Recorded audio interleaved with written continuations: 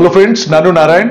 ಸ್ನೇಹಿತರೆ, ನಮ್ಮ ಬೆಂಗಳೂರಿನ ಉತ್ತರದಲ್ಲಿ ಬಿಡಿಎ ಅವರು ನಿರ್ಮಾಣ ಮಾಡುತ್ತಿರುವ ಡಾಕ್ಟರ್ ಶಿವರಾಮ್ ಕಾರಂತ್ ಬಡಾವಣೆ ಈಗ ನಮ್ಮ ಬೆಂಗಳೂರಿನ ಮೋಸ್ಟ್ ಹ್ಯಾಪನಿಂಗ್ ಪ್ಲೇಸ್. 3546 ಎಕರೆ ವಿಸ್ತೀರ್ಣದ ಭೂಪ್ರದೇಶದಲ್ಲಿ ಅಭಿವೃದ್ಧಿಯಾಗುತ್ತಿರುವ ಈ ಬಡಾವಣೆಯಲ್ಲಿ 35,000 ರೆಗ್ಯುಲರ್ ಸೈಟ್ಗಳು ಮತ್ತು 4,500 ಕಾರ್ನರ್ ಸೈಟ್ಗಳನ್ನು ಅಭಿವೃದ್ಧಿಪಡಿಸಲಾಗುತ್ತಿದೆ. ಈಗಾಗಲೇ ಸೈಟ್ಗಳನ್ನು ವಿಂಗಡಿಸುವ ಕೆಲಸ ಮುಗಿದಿದ್ದು, ಈಗ ಬಡಾವಣೆಯಲ್ಲಿ ರಸ್ತೆ ನಿರ್ಮಾಣ, ಎಲೆಕ್ಟ್ರಿಸಿಟಿ ಲೈನ್ಗಳನ್ನು ಹಾಕುವುದು, ಒಳಚರಂಡಿ ಮತ್ತು ನೀರು ಸರಬರಾಜು ಪೈಪ್ಗಳನ್ನು ಅಳವಡಿಸುವ ಕೆಲಸ ನಡೆಯುತ್ತಿದೆ. ಈಗಾಗಲೇ ಈ ಲೇಔಟ್ ನಿರ್ಮಾಣದ 60% ಕೆಲಸ ಮುಗಿದಿದ್ದು, ಈಗ ಅಭಿವೃದ್ಧಿಯಾಗುತ್ತಿರುವ ನಿವೇಶನಗಳನ್ನು ಹಂಚುವುದಕ್ಕಾಗಿ ಹೈಕೋರ್ಟ್ ನಿಂದ ಬರಬೇಕಿರುವ ಆದೇಶಕ್ಕಾಗಿ ಕಾಯಲಾಗುತ್ತಿದೆ. ಕಳೆದ ವರ್ಷ 2023ರ ಡಿಸೆಂಬರ್ನಲ್ಲಿ ಡಾಕ್ಟರ್ ಶಿವರಾಮ್ ಕಾರಂತ್ ಲೇಔಟ್ ನಲ್ಲಿ ನಿವೇಶನಗಳನ್ನು ಹಂಚುವುದಕ್ಕಾಗಿ ಸಾರ್ವಜನಿಕರಿಂದ ಅಪ್ಲಿಕೇಶನ್ಗಳನ್ನು ಕರೆಯಲಾಗಿತ್ತು. ಆದರೆ ಈ ಲೇಔಟ್ ನಲ್ಲಿ ಭೂಮಿ ಕಳೆದುಕೊಂಡ ನೂರಾರು ರೈತರು ಈ ಸೈಟುಗಳ ಹಂಚಿಕೆಯ ವಿರುದ್ಧ ಹೈಕೋರ್ಟ್ ನಲ್ಲಿ ತಮ್ಮ ಮನವಿಯನ್ನು ಸಲ್ಲಿಸಿದರು. ಇವರ ಮನವಿಯನ್ನು ಆಲಿಸಿದ ಹೈಕೋರ್ಟ್ ಬಿಡಿಎ ಅವರು ಹಾಕಿಕೊಂಡಿದ್ದ ಸೈಟ್ಗಳ ಹಂಚಿಕೆಯ ಕೆಲಸಕ್ಕೆ ತಡೆಯಾಜ್ಞೆ ನೀಡಿತು. ಈಗ ಡಾಕ್ಟರ್ ಶಿವರಾಮ್ ಕಾರಂತ್ ಬಡಾವಣೆಯಲ್ಲಿ ಭೂಮಿ ಕಳೆದುಕೊಂಡ ರೈತರು ಹೇಳುವ ಪ್ರಕಾರ ಇವರಿಗೆ ಕೊಡಬೇಕಾದ ಪರಿಹಾರದ ಬಿಡಿಎ ನಿವೇಶನಗಳನ್ನು ಮೊದಲು ಇವರಿಗೆ ಕೊಟ್ಟು ನಂತರದಲ್ಲಿ ಬಿಡಿಎ ಅವರು ನಿವೇಶನಗಳನ್ನು ಸಾರ್ವಜನಿಕರಿಗೆ ಹಂಚಿಕೆ ಮಾಡಲಿ ಎನ್ನುವುದಾದ್ರೆ, ಬಿಡಿಎ ಅವರು ಹೇಳುವ ಪ್ರಕಾರ ಈ ಬಡಾವಣೆಯ ಅಭಿವೃದ್ಧಿಗೆ ಈಗಾಗಲೇ 1,800 ಕೋಟಿ ವೆಚ್ಚ ಮಾಡಲಾಗಿದ್ದು, ಬಿಡಿಎ ಅವರು ಅಭಿವೃದ್ಧಿಪಡಿಸುತ್ತಿರುವ ಇತರೆ ಬಡಾವಣೆಗಳಿಗೆ ಹಣದ ಕೊರತೆ ಉಂಟಾಗಿದೆ. ಆದ್ದರಿಂದ ಈಗ ಸಾರ್ವಜನಿಕರಿಗಾಗಿ ಮೀಸಲಿಟ್ಟಿರುವ 10,000 ನಿವೇಶನಗಳು ಸಿದ್ಧವಿದ್ದು, ಇವುಗಳನ್ನು ಸಾರ್ವಜನಿಕರಿಗೆ ಹಂಚುವುದಕ್ಕೆ ಅವಕಾಶ ಮಾಡಿಕೊಟ್ಟರೆ ಇದರ ಮಾರಾಟದಿಂದ ಬರುವ ಹಣವನ್ನು ತಮ್ಮ ಇತರೆ ಬಡಾವಣೆಗಳ ಕೆಲಸಗಳಿಗೆ ಸದುಪಯೋಗಪಡಿಸಿಕೊಳ್ಳಬಹುದು ಎಂದು. ಈಗ ಸದ್ಯಕ್ಕೆ ಎಲ್ಲರ ದೃಷ್ಟಿ ಹೈಕೋರ್ಟ್ನವರು ಕೊಡಬಹುದಾದ ತೀರ್ಮಾನದ ಮೇಲೆ ಕೇಂದ್ರೀಕೃತವಾಗಿದೆ.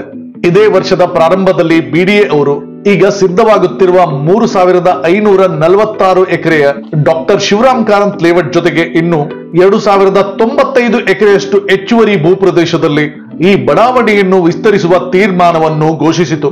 ಮತ್ತು ಈ ವಿಸ್ತರಣಾ ಯೋಜನೆಗೆ ಅವಲಹಳ್ಳಿ, ಅನಂತಪುರ, ರಾಮಗುಂಡನಹಳ್ಳಿ, ಅಲ್ಲಸಂದ್ರ, ರಾಜಾನುಕುಂಟೆ, ಜುಡಿಷಿಯಲ್ ಲೇಔಟ್ ಮತ್ತು ಯಲಂಕಾದಲ್ಲಿ ಬರುವ ಪ್ರದೇಶಗಳನ್ನು ಗುರುತಿಸಲಾಗಿತ್ತು. ಈ ಬಿಡಿಎ ಅವರ ಪ್ರಸ್ತಾವನೆ ಬಗ್ಗೆ ತಿಳಿದ ಈ ಭಾಗದ ಆಸ್ತಿ ಮಾಲೀಕರು ತಮ್ಮ ಭೂಮಿಯನ್ನು ಭೂಸ್ವಾಧೀನಪಡಿಸಿಕೊಳ್ಳುವುದನ್ನು ತಡೆಯಲು ಹಲವಾರು ಜನ ತಮ್ಮ ಭೂಮಿಯಲ್ಲಿ ಅಕ್ರಮ ಕಟ್ಟಡಗಳನ್ನು ಕಟ್ಟಲು ಶುರು ಮಾಡಿದ್ದಾರೆ. ಇದನ್ನು ತಡೆಯಲು ಬಿಡಿಎ ಅವರು ಪ್ರತಿ ವಾರವೂ ಹಲವಾರು ಅಕ್ರಮ ಕಟ್ಟಡಗಳನ್ನು ಕೆಡವುತ್ತಲೇ ಇದ್ದಾರೆ. ಇದರ ಜೊತೆ ಇದೇ 2024ರ ನವೆಂಬರ್ನಲ್ಲಿ ಬೆಸ್ಕಾಂ ಅವರಿಗೆ ಮತ್ತು ಈ ಗ್ರಾಮ ಪಂಚಾಯಿತಿಯ ಬ್ಲಾಕ್ ಅಭಿವೃದ್ಧಿ ಅಧಿಕಾರಿಗಳಿಗೆ ಪತ್ರ ಬರೆದು ಈ ನಡುವೆ ಅಕ್ರಮವಾಗಿ ನಿರ್ಮಾಣ ಆಗುತ್ತಿರುವ ಕಟ್ಟಡಗಳಿಗೆ ವಿದ್ಯುತ್ ಸಂಪರ್ಕಗಳನ್ನು ನೀಡಬಾರದು ಮತ್ತು ಈ ನಿವೇಶನಗಳಿಗೆ ಖಾತಾ ಸರ್ಟಿಫಿಕೇಟ್ಗಳನ್ನು ನೀಡಬಾರದು ಎಂದು ಸೂಚಿಸಿದೆ.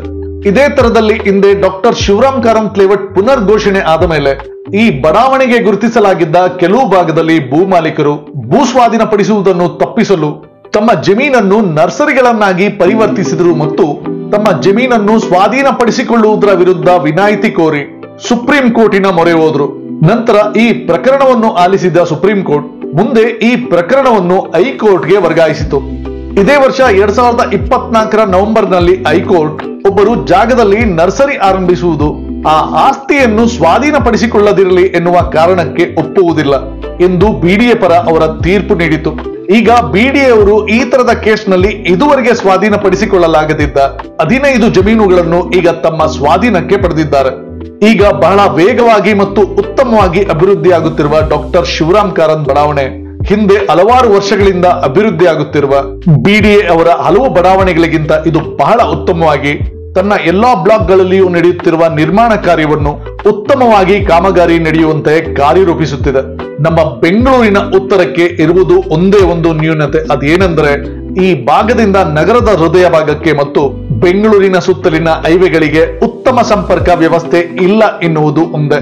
ಆದರೆ ಈಗ ಶಿವರಾಮ್ ಕಾರಂತ್ ಬಡಾವಣೆಯ ಅಭಿವೃದ್ಧಿಯ ಜೊತೆಗೆ ಇದರ ಪಕ್ಕದಲ್ಲಿಯೇ ಈಗ ನಿರ್ಮಾಣ ಆಗಲಿರುವ ಬೆಂಗಳೂರು ಬಿಸಿನೆಸ್ ಕಾರಿಡಾರ್, ಅಂದರೆ ನಮ್ಮ ಬೆಂಗಳೂರು ಪೆರಿಫೆರಿಯಲ್ ರಿಂಗ್ ರೋಡ್, ಈ ನ್ಯೂನತೆಯನ್ನು ದೂರ ಮಾಡುವುದರ ಜೊತೆಗೆ ಈ ಭಾಗಕ್ಕೆ ಬಹಳ ಹೆಚ್ಚು ವೇಗದ ಅಭಿವೃದ್ಧಿಯನ್ನು ತಂದುಕೊಡಲಿದೆ. ಮುಂದೆ ಈ ಬೆಂಗಳೂರು ಬಿಸಿನೆಸ್ ಕಾರಿಡಾರ್ ಈ ಶಿವರಾಮ್ ಕಾರಂತ್ ಬಡಾವಣೆಗೆ ಎಲ್ಲ ಹೈವೇಗಳ ಸಂಪರ್ಕ ಕೊಡುವುದರ ಜೊತೆಗೆ ಈ ಬಡಾವಣೆಗೆ ಕೆಂಪೇಗೌಡ ಇಂಟರ್ನ್ಯಾಷನಲ್ ಏರ್ಪೋರ್ಟ್ ಬಹಳ ಹತ್ತಿರ ಇರುವ ಕಾರಣ ಈ ಬಡಾವಣೆಯಲ್ಲಿ ನಿವೇಶನಗಳನ್ನು ಕೊಳ್ಳುವ ಜನರಿಗೆ ಅವರು ಈಗ ಹೂಡಿಕೆ ಮಾಡುವ ಹಣ 2 ರಿಂದ 3 ವರ್ಷಗಳಲ್ಲಿ ಅವರು ಮಾಡಿದ ಹೂಡಿಕೆ ದ್ವಿಗುಣವಾಗಲಿದೆ. ಸ್ನೇಹಿತರೆ, ನಮ್ಮ ಬೆಂಗಳೂರು ಉತ್ತಮವಾಗಿ ಅಭಿವೃದ್ಧಿಯಾಗಲಿ, ನಮ್ಮ ಬೆಂಗಳೂರಿನಲ್ಲಿ ಹೆಚ್ಚೆಚ್ಚು ಕನ್ನಡಿಗರು ಬಂದು ನೆಲೆಸಲಿ, ಮುಂದೆ ಹೆಚ್ಚೆಚ್ಚು ಕನ್ನಡಿಗರಿಗೆ ಉದ್ಯೋಗ ಸೃಷ್ಟಿಯಾಗಲಿ ಎಂದು ಆಶಿಸುತ್ತಾ ನಾನು ನಾರಾಯಣ್. ಸ್ನೇಹಿತರೆ, ನಿಮ್ಗೆ ಈ ವಿಡಿಯೋ ಇಷ್ಟ ಆಗಿದ್ದಲ್ಲಿ ಲೈಕ್ ಮಾಡಿ, ಶೇರ್ ಮಾಡಿ, ಸಬ್ಸ್ಕ್ರೈಬ್ ಮಾಡ್ಕೊಳ್ಳಿ. ಮತ್ತೆ ನಿಮ್ಮ ಅನಿಸಿಕೆ ಅಭಿಪ್ರಾಯನ ಖಂಡಿತ ಕಮೆಂಟ್ ಬಾಕ್ಸ್ ಅಲ್ಲಿ ತಿಳಿಸಿ. ನಮ್ಮ ಈ ವಿಡಿಯೋನ ಇಲ್ಲಿವರೆಗೂ ವಾಚ್ ಮಾಡಿದ್ದಕ್ಕೆ ಧನ್ಯವಾದ. Thank you. ನಮಸ್ಕಾರ.